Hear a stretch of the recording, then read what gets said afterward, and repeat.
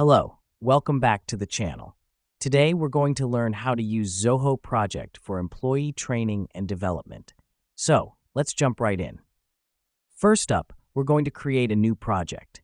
Now this is as simple as clicking on the New Project button and entering the details of your training program. This is the foundation of your training. It's where you'll manage all your resources, tasks, and timelines.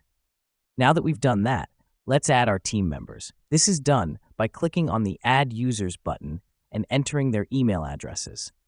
Remember, these are the people who will be undergoing the training, so make sure everyone who needs to be trained is added. The reason we do this is to ensure that everyone involved in the training has access to the resources and updates.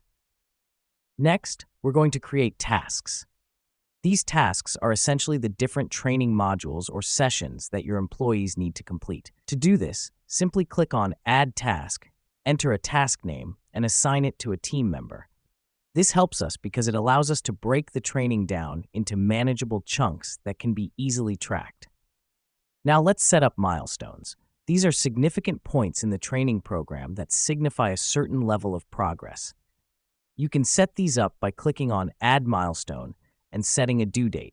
Here's what's happening behind the scenes. Milestones encourage your employees to work towards achieving these goals, providing them with a clear path and a sense of accomplishment. Finally, we need to track our project's progress. Zoho Project comes with a built-in Gantt chart that provides a visual representation of your project timeline. You can view it by clicking on the Gantt chart tab. Let me explain why this matters. By tracking progress, you can identify bottlenecks, adjust schedules, and ensure the training program is on track. And there you have it, folks, a quick and easy guide to using Zoho Project for employee training and development. Remember, the key is to plan, track, and review. That wraps up our tutorial for today. Thanks for tuning in, and see you in the next one.